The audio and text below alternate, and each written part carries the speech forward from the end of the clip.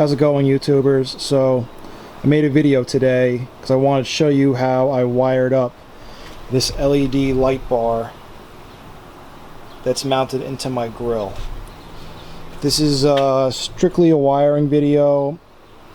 This grill is really a pain to take apart, and I've had the light bar for about 6 months, and I just neglected to put it in because I didn't want to take on this. I could do it, but it just takes. I figured it would take a lot of time, and I've just been waiting for a day off when I've had all day to do this whole project. But my truck needed to get half its front end replaced because I hit a deer a few months ago. So while the grill was off and they were doing all the grill, headlight, bumper, this piece right here, everything got replaced. So while the grill was off, I asked the body shop if they could mount this light bar in, and they were able to do that for me, which saved me a lot of time. They left the leads hanging out behind the radiator, right in the engine compartment for me. Really helped me out. And so this isn't really a mounting video or how to take the grill apart. There's other forums and videos if you want to watch how to do that. You might be able to see it's the two supports for the light bar pretty much go right into the grill, and they fit perfectly so that it's in between these two slots in the grill. And like I said, this is a wiring video, so if you want to know how to mount this and take the grill apart, this isn't the video to watch. So let's get to it. So this is an OZ USA. OZ USA, that's how it's spelled. Light bar. It's 180 watts, and I believe it's 32 inches. And I bought it based off of forum recommendations that this would fit perfectly on the radiator support in the grill, and it does. From what I've seen, it fits perfectly in there. I'm really excited. I don't know how many lumens it puts out. It's on Amazon. I think it was 140 bucks, give or take. Puts out a ridiculous amount of lumens. That's enough I'm going to say about the light bar. I haven't tried it out at night yet. I just finished putting it in. Just finished wiring it up. So I'll show you how I did the wiring now. So we'll start off over on the left side of the engine bay is the battery. Now this is a 2014 GMC Sierra SLE 1500. Now I don't really think I have Z71 package, tow package, but this doesn't really matter so much. I'll show you how I did it specifically to the truck, but these wiring principles will work across the board for pretty much any vehicle. You'll have to find different points for power and grounding and such, but it'll work for any vehicle, and I hope this helps you if you ever decide to do anything like this. And it doesn't have to be a light bar, it could be anything. The LED light bar, pod lights, off-road KC lights, you name it. If it's 12 volts and it needs power from the car, you can do it this way. So here's the battery. Positive terminal, negative terminal. The cover, I took the covers off, and I strapped down the positive lead right here and the negative lead, or the ground, right there. So all my grounds are going to be coming off that ground right there. I'll show you how I did that over there. Here's a 15 amp fuse. I wired in this fuse holder. You can get these pretty cheap. Amazon, any auto parts store will sell these, and I connected it together right here, put some heat shrink over it, try and neaten it up, and I put it through this red conduit going across the truck bay. Now I used 14 gauge wire. You don't have to use 14 gauge, but you really should. You have a lot of amperage going through this, and if you have too much power going through it and the wire's not thick enough, it could lead to bad problems. The wire could melt and set things on fire. So if anything, you want to go over what you need. From what I gather, this should be just perfect. The wire coming out of the light bar is 14 gauge, so, and it's not going very far. So the more distance and the more power, the thicker the wire. 14 gauge is good enough for this. It's 14-2, so that means all that means is that there's two wires together inside of the sheathing right here. And you don't have to get that exactly. You can get two, just a red and a black wire, or two red. The color doesn't matter, but you need two wires for power. And here it is, and it goes to this electrical, this plastic conduit to the other side of the truck. So that's really all that's over here that you need to see. And yeah, and also, good tip, whenever you're doing stuff like this, you really want to pull the negative lead off the battery, completely powers down the vehicle, so you can't short anything out later on and cause sparks, which could, like I said, lead to a lot of problems. You know, it could mess up the computer, I don't know, but it takes literally 5 seconds. You should do it before you do any work on the cars. I have it back on because I'm done with all the wiring. I just need to tighten some stuff down and get some trim pieces in, clean up, and I'm done. So let's go over to the other side now. So I ran the conduit over to this side. I just zip tied it along the hood there. There's another black conduit, some other electrical stuff already there. So here's the fuse box. Let me see if I can get this to focus better. So here's the fuse box specific to this truck. It'll be in other places. Actually, there's a fuse box in here, and there's one inside the interior of the truck. But it's like I said, these principles are universal. You might have to find different places to find your power on and stuff like that. But you know, this is specific to this truck, but the principles apply everywhere. So here's my relay. It's a let's see if I can get that to focus. It's a standard 4-pin automotive relay. So I have, I'll put this down. Get this to focus. There we go. So right here, this wire is the coming directly from the battery, the hot lead. This slightly duller red wire is going to the light bar through the relay. So the whole point of a relay is to act as a switch. You know, that's really all it is a switch, in my opinion. If I butch these electrical terms, please forgive me. I'm not an expert. I'm more of a hobbyist that used to do this work before my previous job. So if I butcher these terms, please forgive me. I'm sure you'll correct me in the comments. I'll try to do the best I can. So a relay is basically a switch. Instead of you flicking it on and off, electrical current does it for you. So the power wants to go through the switch, but the switch is turned off, so the circuit's open and no power will go through. So like I said, power in for the light bar, power out for the light bar right here. Here's a ground, and here is the wire going to my switch inside the cab.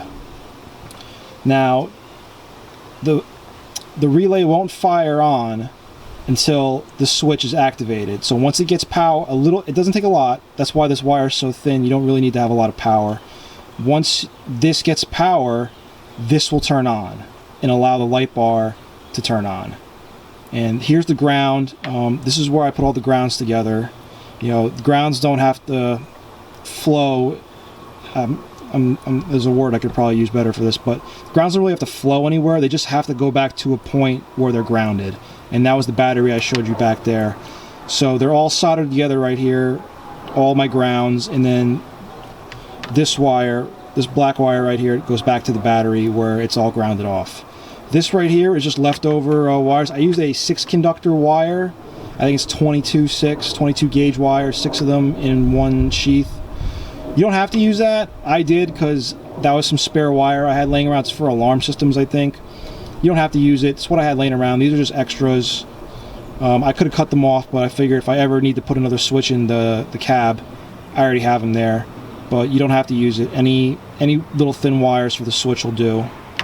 And this is the wire going to the light bar. It comes with a connector right here. This pulls right out if you need it. And that's pretty much it for the relay. Trust me, I've done a few relays, and even now it still is hard for me to think about it, unless usually I have to draw it out. This time I was able to do it without drawing it out. But if you have trouble with the relay, you know, ask someone for help. That's what I did, and my father's pretty good with this stuff. He helped me do all this stuff, and it's not hard. It's basic electrical stuff. Anyone can do it. If you have a pair of wire strippers and some connectors, you can make a relay and make it work no problem. It's hard to wrap your head around when you first get into it, but it's really not hard. Anyone can do this. So I'll show you here the fuse box under the hood. So now like I said, I have power going in and out of the relay. I have a ground. Now I just need some kind of positive current to turn on the relay. So it's going to come from here. This is a fuse tap. You can get these online, auto parts stores. So this fuse, you know, for this truck, this is the trailer parking light fuse. You know, the little 20 amp fuse. This little yellow 20 amp fuse was in there originally. Let's see if I can get this to focus. All right, that's as good as it can get. This 20 amp fuse was in here, so basically you pull that out and you install this fuse tap right here, put it back into this slot, so now that fuse still serves its original function, but you can also tap 12 volts off of here. And I have a 5 amp fuse just to cover this lead going out to the battery. So I'll put that back. So now the wire tap, the fuse tap, I'm sorry. The fuse tap wire is going to go right there into the cab to one end of my switch, my physical switch that I toggle on and off, back out into my relay to fire the relay. You know, so this switch turns on, and this is, you know, a truck specific. This turns on whenever the lights are on, the headlights, which is for this truck, if it's daytime, as soon as you put the car in drive, the headlights come on. If it's nighttime, they come on as soon as you turn the ignition on. And like I said, it doesn't have to be that, but that's just something I wanted that powered on with the truck on. So I couldn't turn the light bar on while the truck was off. So if you can do that, if you want, you can wire it differently so you can use it at night without the truck being on. I just wanted there to be no chance of killing the battery, so that's why I did it like this. So power source for the switch, for the relay to turn on and off, out of here into my physical switch, back out into my relay. So right now the relay has power going to it, but it's not going to turn on unless the power comes from the relay. So you have to turn the truck on to get the power available here, and then flip the switch in the cab to close the circuit, which will fire the relay and turn on my LED light bar. I know that might be a lot to grasp, but it's really, really simple. You know, basically out of here, it's through the switch, through the relay, power on, light on, boom, there you go. So let me show you what I did in the cab. So now I have to get wires from here out into the cab. So GMC Sierra 1500 right here. I don't know if you just right there. This is a little switch hands here.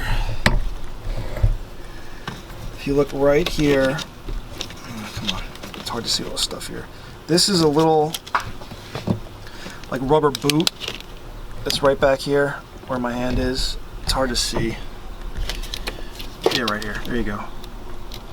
Little rubber boot right there, and there's a nipple on the top part of it right here. You can see where my wire went in. Yeah, right down there. Sorry, I'm new to this, so I'm really trying to get this to focus. There we go. Trying to get it to focus properly. So here's the 6-conductor wire I showed you earlier. That's going through this rubber boot into the cab. And there was a little nipple here that didn't really do anything. I cut that off and I fed my wire right through there, and it goes, I'll show you where it goes now inside the truck. So now to get inside the truck, on the Sierras, I'm sure the Silverados and even SUVs, anything GM, they're all kind of similar. There's this box right here that usually has a plastic cover on it. You didn't actually need to take the cover off, but it's pretty easy. It just kind of pulls out. So there's 3 10mm nuts on there. One here, one right here, and another one on up towards the middle top rightish corner of it. You loosen those up. You need sockets to get to these and a wrench for the one up there. Pull them out. This kind of pops off. You can't take it out because all the wiring's there, but you can get behind it now. And if you shove a coat hanger through that grommet I just showed you, it'll pop out right up here behind the fuse, this junction box. Then you can pull down on it, tape your wires onto the end of it, and then run it through. I ran it behind here, behind this trim piece. I didn't actually need to take this piece off, but I did. So it comes through here and then up to my toggle switch right there. Okay, so here's my switch right here, my physical switch that I toggle on and off to turn the lights, to turn the LED light bar on and off. So power now comes from the fuse block when there's power there, which is when the truck's on, and either in drive or at night it turns on automatically. So let's say the truck's on, power is going to come from the fuse block out to the switch, and then once I complete the circuit, back through the switch to the relay, firing the relay, which allows power to flow from the battery in and out of the relay to the LED light bar. So it might be confusing, it sounds confusing, but it's really not.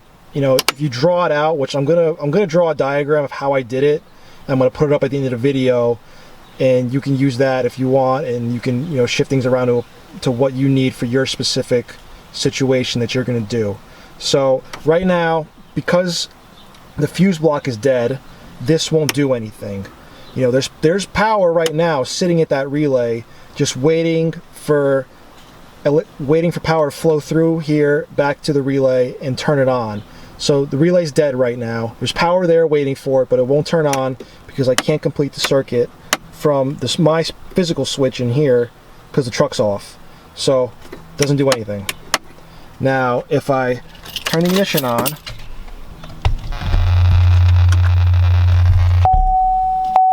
sorry for all the beeps and static noises. So right now it's daylight, so the headlights don't come on automatically. Sorry. Headlights on right there. So now my headlights are on, so now there's power coming out of that fuse tap waiting to be completed here at the switch so it can flow to the relay. So now power on. So now this power's on and off, which turns my light bar on and off. So that's it for in here. You know, this has, let me just explain how the switch works in case you don't know. So this is a switch. You know, I like this toggle switch, but you could use any kind of switch that flicks on and off. You know, there's 3 prongs coming out of it. One is a ground. So let's say this one's the ground right here. The ground just gets tied in with the other grounds, which goes back to the battery. So that's the ground. Now you have power. You have 2 prongs left, one coming in and one going out. The one coming in is from my fuse tap, which, you know, fuse tapped here, and then the one going out goes back to the relay, which completes the circuit on this side, and in turn completes the circuit for the relay, which turns the relay on, allowing power to flow through the relay out to my LED light bar. So fuse block to here, and then turn on, complete the circuit, here to the relay to the light bar, and that's it. You know, so this is that's pretty much how you wire up any 3-prong switch. And there you go. I hope this video helps you out. You know, like I said, there's 3 wires, so you need 3 wires through the cab. A ground, and you can put the ground anywhere, but just for simplicity, I put all the grounds in one spot, then go back to the battery. So I have 3 wires coming through here that I'm using. Ground, power in, power back out. So that's it. And like I said, I'm going to draw a wiring diagram to help explain that. And trust me, it's a lot easier when you look at it on the diagram. It'll make much more sense. And that's really it. I'm going to post the wiring diagram up in a sec. And that's it. I really hope you enjoyed this. If you didn't enjoy it, I hope it at least helped out a little bit and make a kind of project like this easier for you. Have a good one.